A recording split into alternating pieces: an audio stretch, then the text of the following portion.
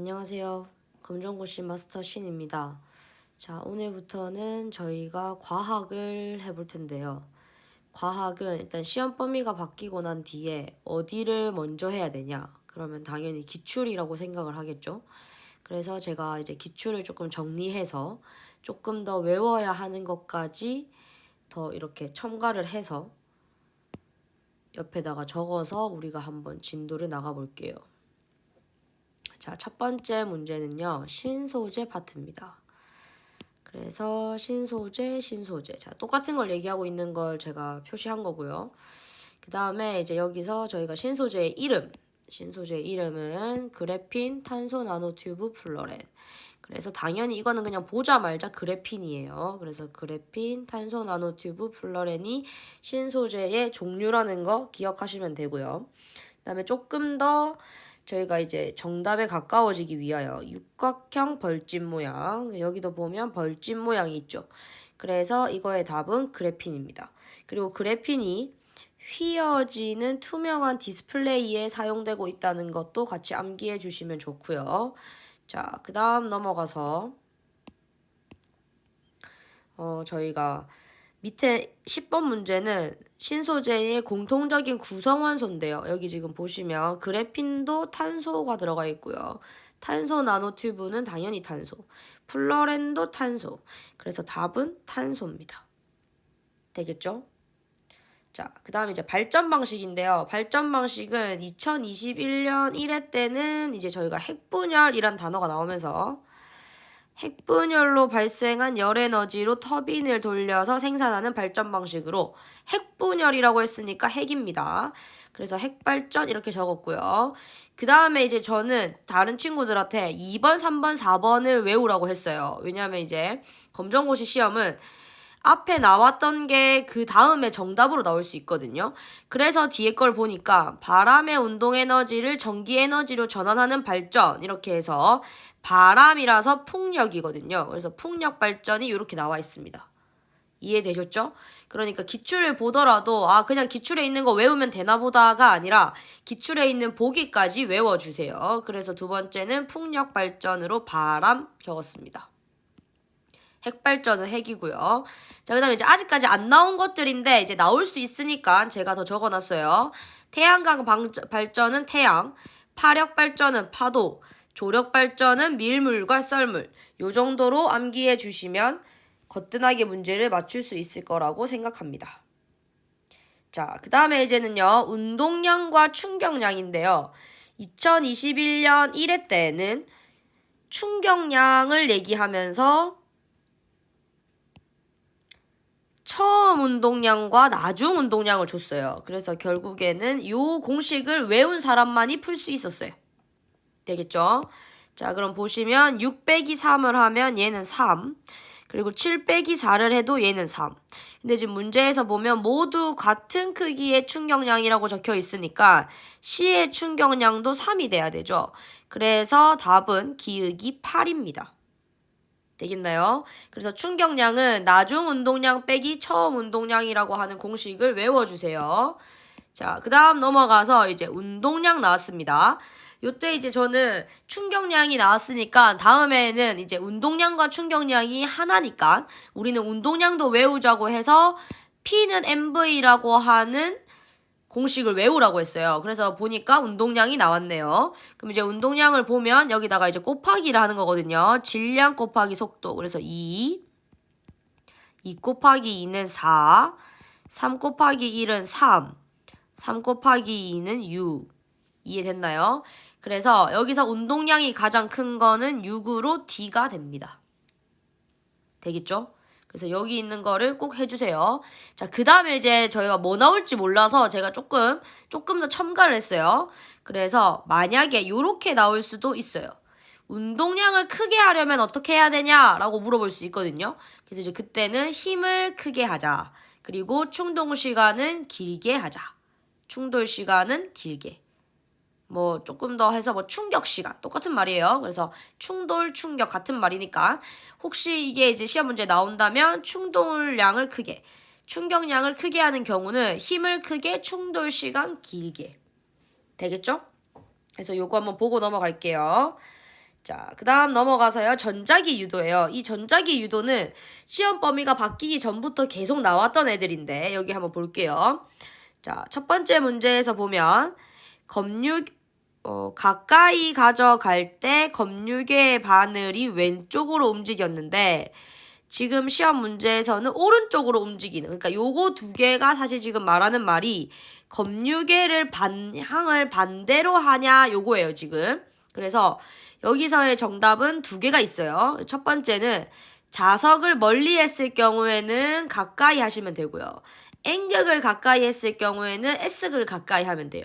근데 지금 여기서는 자석을 가까이 가져갈 때 그 일이 일어났기 때문에 반대로 자석을 멀어지게 한다라고 하는 답은 4번입니다. 되겠죠? 그러고 이제 저는 요때 이제 애들한테 말을 했어요. 왜냐면 요 같은 페이지에 보면 검유계의 방향을 반대로 하는 것도 있지만 뭐가 있냐면 전류의 세기를 크게 하는 방법이 적혀 있었어요. 그래서 아니나 다를까 그 다음 시험에는 유도 전류의 세기를 크게 하는 방법이 나왔어요. 되겠죠? 그래서 1번 자석을 빠르게 움직일수록, 2번 더 센 자석일수록, 3번 코일의 가문수가 많을수록. 그래서 더 강한 자석, 더 빠르게, 그리고 코일의 가문수는 크게 해야 돼요. 그래서 답은 3번입니다. 되겠죠? 그리고 여기에서 꼭 기억해 주세요. 전자기 유도란 코일을 지나는 자기장이 변해서, 그러니까 원래는 전기가 흐르는 것이 아닌데 자기장이 변하면서 코일에 유도 전류가 흐르는 현상을 전자기 유도라고 합니다. 되겠죠? 자, 그 다음 넘어가서 이제 주기율표거든요. 주기율표는 이제 시험 범위가 바뀌면서 좀 더 나오기 시작했어요. 그래서 이제 여기를 볼게요. 일단 첫 번째 문제는 엄청 쉽게 나왔었어요. 그래서 2주기 2족을 찾아라 였어요. 2주기 2족. 그래서 2주기를 갔습니다. 주기 중에서 2를 갔고요. 그 다음에 2족을 가라고 해서 족 중에서 2에서 내려와라. 그래서 답은 B였어요. 됐나요? 그러면서 이제 저는 외우라고 했어요.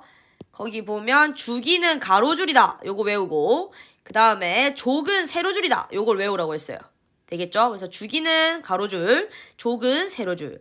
그 다음에 이제 주기가 같다는 거는 뭘 나타내냐고 하면서 전자 껍질 수가 같다라고 하는 말을 외우라고 했어요. 그리고 족이 같다라고 하는 거는 화학적 성질이 비슷하다. 요거를 외우라고 했고요. 그 다음에 같은 족은 원자가 전자수가 같아요. 근데 이게 원자가 전자수라고 적힌 개념책도 있고, 그 다음에 뭐 가장 바깥쪽 전자 껍질에 배치되어 있는 전자수라고 적힌 것도 있어요. 친구들이 편한 걸로 보는데, 어쨌건 원자가 전자수라고 하는 거는 가장 바깥 전자 껍질에 배치되어 있는 전자수예요. 그래서 이제 그 다음 시험을 볼게요. 여기서는 같은 족이 누구냐라고 물어봤어요. 그래서 아까 같은 족이란 원자가 전자수가 같은 거잖아요. 그래서 요게 가장 바깥쪽 전자 껍질의 전자수. 요게 이제 다른 말로 원자가 전자수예요.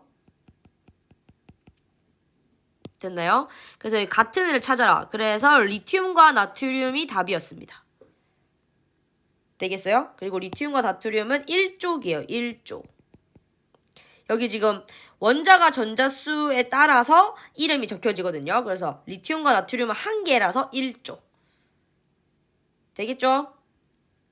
자, 그 다음에 이제 공유결합이 나와요. 이제 이 공유결합은 2021년 1회 때는 10번 문제에 2021년 2회 때는 9번 문제에 나와서 저는 이제 나왔던 거 말고 또 새로운 것들이 나올 거라 생각을 하는데 어쨌건 일단 요거를 같이 하고 넘어가야 되니까 일단 넘어가 볼게요. 자, 첫 번째 공유결합이란 일단 비금속이어야 돼요. 비금속. 그 다음에 전자쌍을 공유하면서 이루는 결합이에요.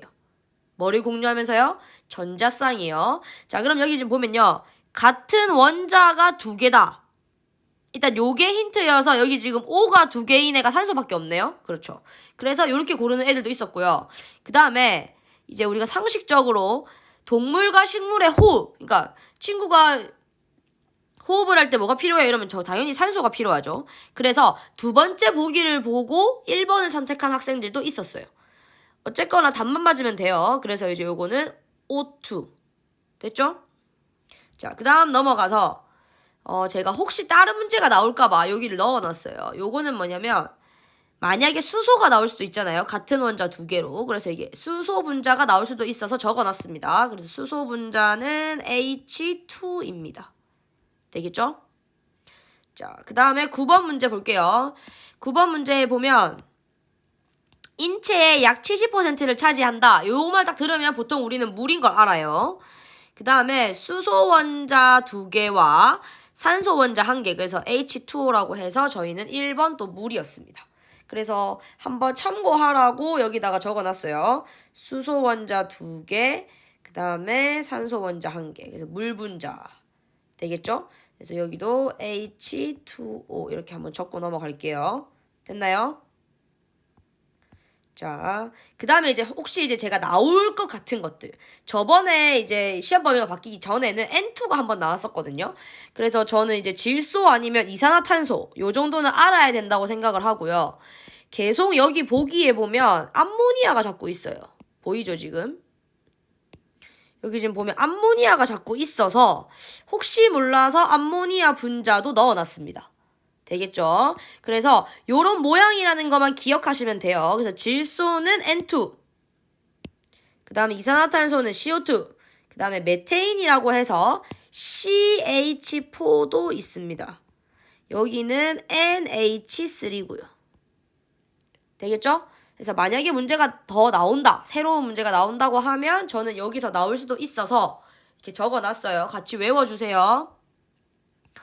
그 다음 원자입니다. 원자. 자, 원자는 이제 이거는 2009년도부터 계속 나오는 문제들이에요, 지금. 그래서 여기 한번 볼게요. 원자란 원자핵 더하기 전자입니다. 원자핵에는 뭐가 있냐면 양성자와 중성자가 있어요.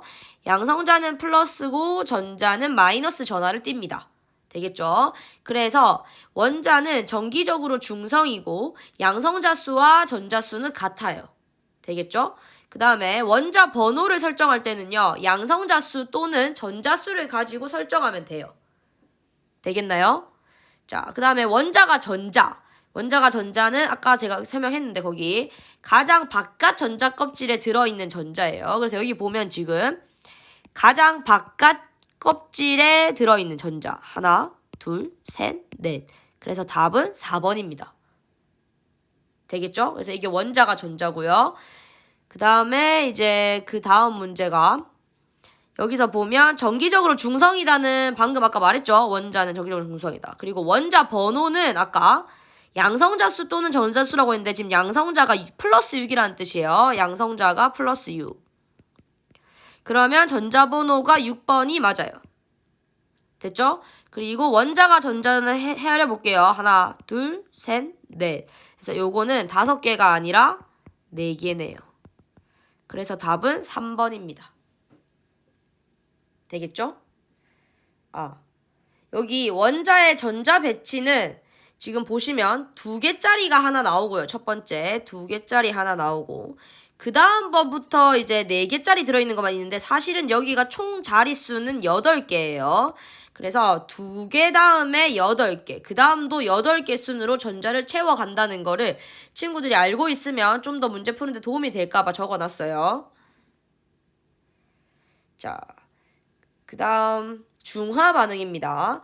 중화 반응은 산과 염기가 반응하여 물과 염이 만들어진다라는 건데 여기서 물은 H2O.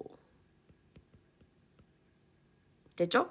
그리고 산은 H 플러스를 나타내는 수소 이온 생각하면 되고요. 염기는 OH 마이너스 생각하면 돼요. 됐죠? 산은 뭐라고요? 수소 이온. 이게 시험 문제 나왔었어요. 그래서 수소 이온. 그 다음에 염기는 수산화 이온. 되겠나요? 자, 그럼 여기 지금 보면 첫 번째 중화 반응이다. 그러면 뭐가 만들어지냐면 물이 만들어지죠. 되겠어요? 물. 이렇게 하면 되고요. 그 다음에 삼과 염기의 중화 반응 사례인데 여기 보면 제가 중화 반응 사례 5개 적어놨어요. 그래서 요거 다 같이 보시면 돼요. 되겠죠? 그래서 여기 보면 레몬, 생선 요리의 레몬, 산성화된 토양의 석회가루, 제산제. 요거는 이제 산과 염기의 중화 반응이고 철이랑 산소가 만나는 거는 저거는 다른 반응이라서 다른 반응 할 때 다시 할게요. 그래서 중화 반응의 예 이렇게 외워주시면 돼요. 그리고 혹시 시험에 좀 더 나올 만한 문제가 뭐 있나 보니까 요게 나올 수도 있어요. 중화열. 그래서 완전히 중화되었을 때 온도가 가장 높아요. 만약에 이제 뭐 중화열이 높은 곳을 골라라고 하면 이렇게 시험 문제에서 이렇게 나올 거거든요. 이렇게. 그럼 여기가 중화열이 가장 높은 완전히 중화된 상태예요. 되겠죠? 자, 그럼 오늘은 여기까지 하고요. 제가 또 계속 과학 문제를 올려줄 거예요. 그래서 일단은 2021년 1회와 2회를 함께 해서 필요한 개념들과 기출문제를 같이 풀어볼게요. 그럼 오늘도 힘내요. 파이팅!